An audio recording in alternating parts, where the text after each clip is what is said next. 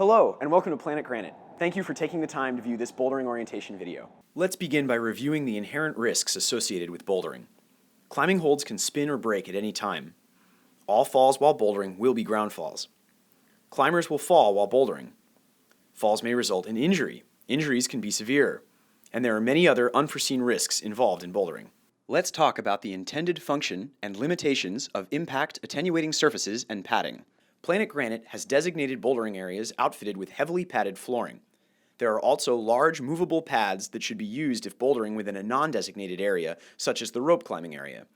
The padded flooring functions to absorb the impact of falling climbers and is for mitigation purposes only. Although the floor is padded, injury can still occur from impact. Solid and non-padded objects may be present within the bouldering area and should be avoided. There is no guarantee of safety while bouldering. Great, we are now going to cover the bouldering grading system used here at Planet Granite. We use the V-scale, the most widely used grading system for bouldering in North America. The scale covers a range from V0 to V16, easiest to hardest, although remains open-ended as climbers continue to push the upper limits. Moving on, there are specific bouldering areas that can be identified by vinyl-covered flooring and visible V-scale ratings posted at the beginning of each boulder problem. Bouldering and traversing is also allowed on the main climbing walls, but don't climb higher than your body length and use a movable pad. Planet Granite does have age-restricted bouldering areas, so please be attentive of marked signs. Maximum heights of bouldering walls range from 13 to 18 feet between all Planet Granite locations. There are top-out boulder areas located at our San Francisco and Portland locations. Topping out is for experienced climbers. It involves summiting a bouldering wall, then proceeding to the designated down-climbing area. Now that we've covered the basics, let's touch on etiquette, falling techniques, and general safety while bouldering.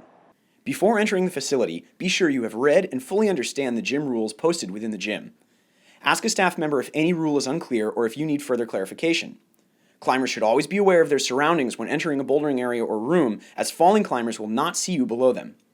Always protect your fellow climbers by ensuring landing zones are clear. Don't sit or congregate near or around potential landing zones, and ensure all foreign objects, such as water bottles and chalk bags, are moved out of the way.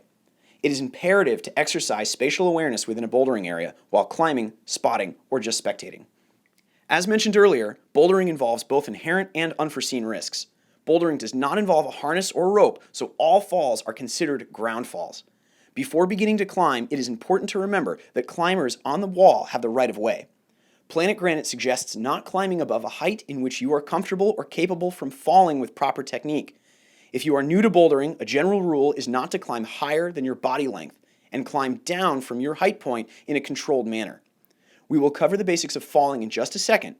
When completing a climb, it is best to climb down rather than jumping. This will decrease the chance of injury. Down climbing helps to mitigate the risk of falling while bouldering. It is recommended that you down climb as far as possible rather than jumping from the wall. There are designated down climbing jugs located throughout the facility. You will find these jugs in rows near the top of each wall. While these designated down climbing jugs exist, any large hold can be used to down climb. Down climbing jugs are not always readily accessible. You may have to traverse the lip of the wall, climb up, down, or sideways to reach down climbing jugs. Always have a plan in place before leaving the ground about how you will access the down climbing jugs. Remember, all falls are ground falls while bouldering. We have broken down the proper falling techniques into 4 easy steps. First, upon falling from the wall, spot your landing. Second, before impact, be sure to widen your feet and arms for balance. Next, bend your knees and elbows. Once impact occurs, you will absorb the impact with your legs and retract your arms to protect your body. Avoid extending your arms to reach for the floor. Lastly, roll onto the mat, tuck your chin, and engage your neck. Spotting a climber is encouraged but not required. The purpose of spotting is to direct a falling climber to a landing zone while protecting their head and neck. Spotters who are not properly trained may potentially cause more harm than protection to a falling climber.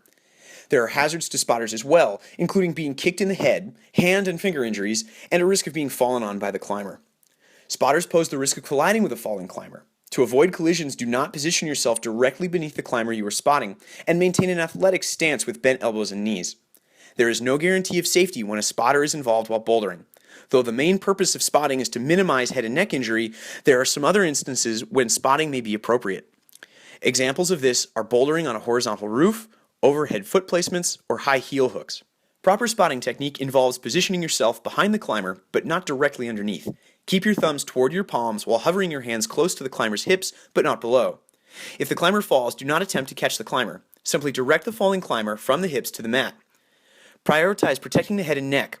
A spotter's job is to neutralize the body position of the falling climber, enabling them to execute proper falling technique upon impact. Spot someone who is of equal or smaller height and weight. Do not spot someone significantly larger than yourself. A spotter should be used during potentially dangerous climbing moves or at the request of the climber. Climbing is dangerous and involves inherent and other risks. Observing these practices does not guarantee you will be free from harm. If you have any questions about the risks, your responsibilities, or anything else about climbing in this facility, please ask. Review the rules of the facility, seek qualified instruction, use all equipment properly, double-check your belay system when roped climbing, and remember, gravity works. Climbing or bouldering on any wall can result in a fall. Thank you for taking the time to watch this video. You have successfully completed the Planet Granite Bouldering Orientation. Please return to the front desk and inform a staff member that you have completed the orientation video. If you have any questions or seek further assistance, it's your responsibility to ask a staff member. Thanks, and have a great time here at PG.